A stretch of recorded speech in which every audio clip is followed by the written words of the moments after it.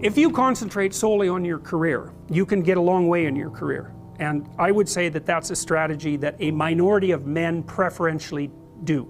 That's all they do. They work like 70, 80 hours a week. They go flat out on their career. They're staking everything on the small probability of exceptional status in a narrow domain. It's hard on them. They don't have a life. It's very difficult for them to have a family. They don't know how to take any leisure activity. Like, they get very one-dimensional. Now, it may be that unidimensionality is the price you have to pay to be exceptional at one thing, right? Because if you're going to be something like a genius level mathematician and you want to do that or a scientist, say, it's like you're in your lab all the time, you're working 70 hours a week or 80 hours a week, you're smart, you're dedicated, you're unidimensional, and that's how you get to beat all the other people who are doing that. It's the only way. But the problem is you don't get a life. Now, if you love being a scientist and you have that kind of focus of mind, well, first of all, you're a rare person, and second, you're going to pay for it. But fine, more power to you. But it's a risky business to do that. You sacrifice a lot for it, and I would say most often, if you're speaking about having a healthy life, that isn't what you do. You spread yourself out more. So, you have a family, you have some things that you do outside of work that are meaningful to you and useful. You have a network of friends. Well, those 3 things alone, or 4 things alone, are plenty to keep you well oriented. And then if one of those things collapses, everything doesn't go. Now, the price you pay for that is the more you strive to optimize that balance, the less likely you are to be fantastically successful at any single one of them. But you might have a very, if you consider your life as a whole, that might be a winning strategy. So you're aiming at some handleable amount of time, and you posit a goal in there, and you plot your route, and then that tells you what's up and tells you what's down, because up moves you towards the goal and down moves you away from the goal, and that sets up your motivational framework so that you have something worth attaining. That's a really interesting thing to know too, is like, why have a goal? Well, it's easy.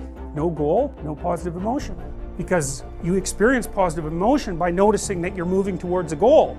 And so if you don't have a goal, well, you can't have any positive emotion. So you better have a goal. And so you might say, well, what should the goal be? Well, we could start by saying, well, any goal is better than none.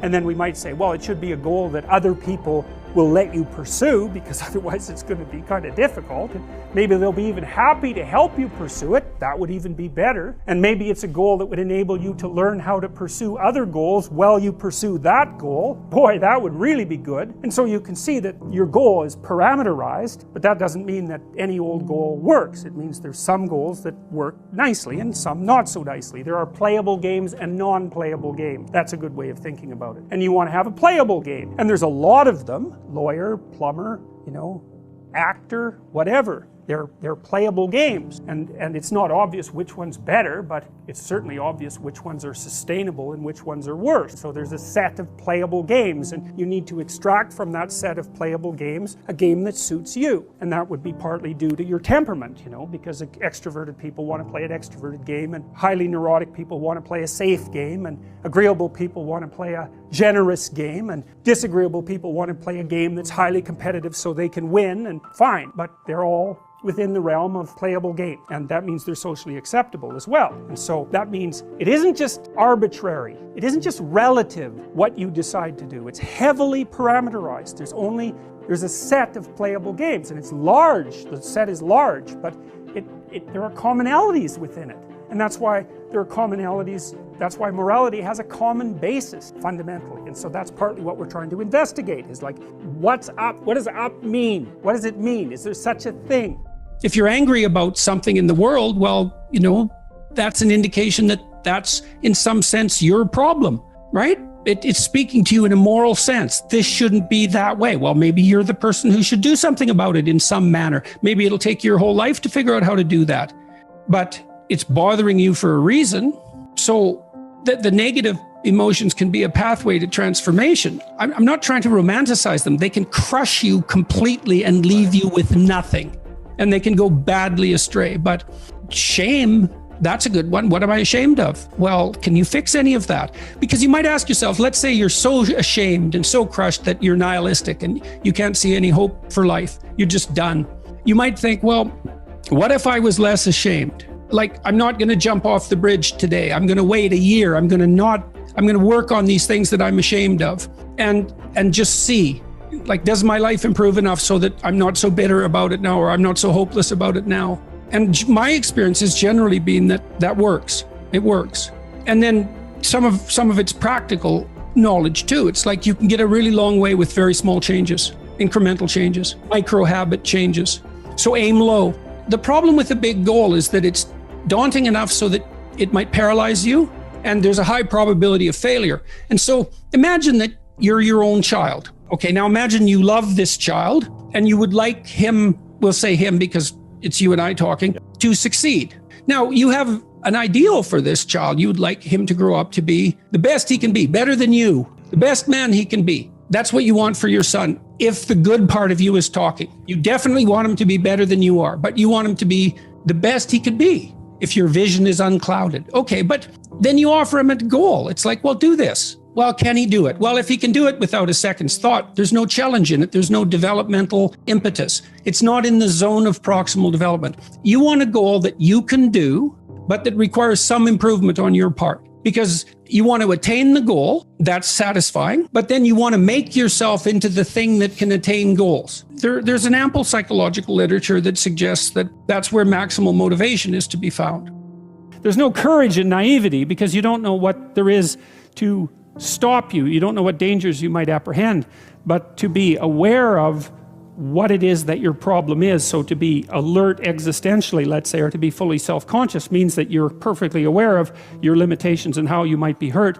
And then to make the decision to move forward into the unknown and the land of the stranger. Anyways, I would say that's one of the secrets to a good life. And I can say that really without fear of contradiction, I would say, because the clinical literature on this is very, very, very clear. What you do with people who are afraid and to some degree depressed, but certainly anxious, is you lay out what they're anxious about, first of all, in detail. What is it that you're afraid of? What might happen? And then you decompose it into small problems, hypothetically manageable problems, and then you have the person expose themselves to the thing that they're afraid of, and what happens isn't that they get less afraid. That isn't what the clinical literature indicates exactly. What happens instead is they get braver. And that's not the same thing, right? Because if you get less afraid, it's like, well, the world isn't as dangerous as I thought it was, you know, silly me. If you get braver, that's not what happens. What happens is, yeah, the damn world's just as dangerous as I thought, or maybe it's even more dangerous than I thought, but it turns out that there's something in me that responds to taking that on as a voluntary challenge and grows and thrives as a consequence. And there's no doubt about this. Even the psychophysiological findings are quite clear. If you impose a stressor on two groups of people, and on one group the stressor is imposed involuntarily, and on the other group the stressor is picked up voluntarily, the people who pick up the stressor voluntarily use a whole different psychophysiological system to deal with it. They use the system that's associated with approach and challenge, and not the system that's associated with defensive aggression and withdrawal. And the system that is associated with challenge is much more associated with positive emotion and much less associated with negative emotion. It's also much less hard on you, because the defensive posturing system, the prey animal system, man, when that thing kicks in, it's all systems are go for you, you know. The gas is pushed down to the pedals pushed down to the metal, and the brakes are on. You're using future resources that you could be storing for future time right now in the present to ready yourself for emergency. So there's nothing simple or trivial at all about the idea of being called to move forthrightly forward into the strange and the unknown.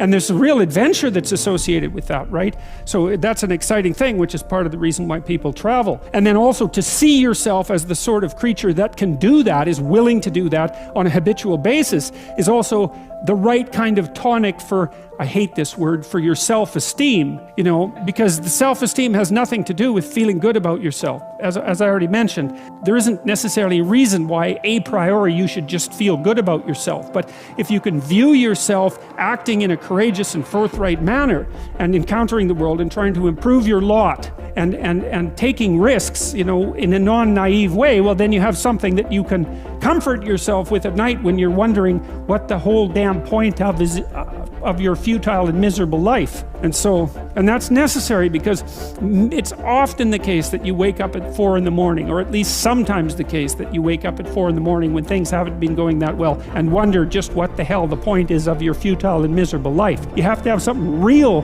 to set against that. It can't be just rationalizations about how, you're a valuable person among others, even though that's true. That's not good enough. You need something that's more realistic to set against that. And observing courage in yourself is definitely one of the things that can help you sleep soundly at night when things are destabilized a little bit around you.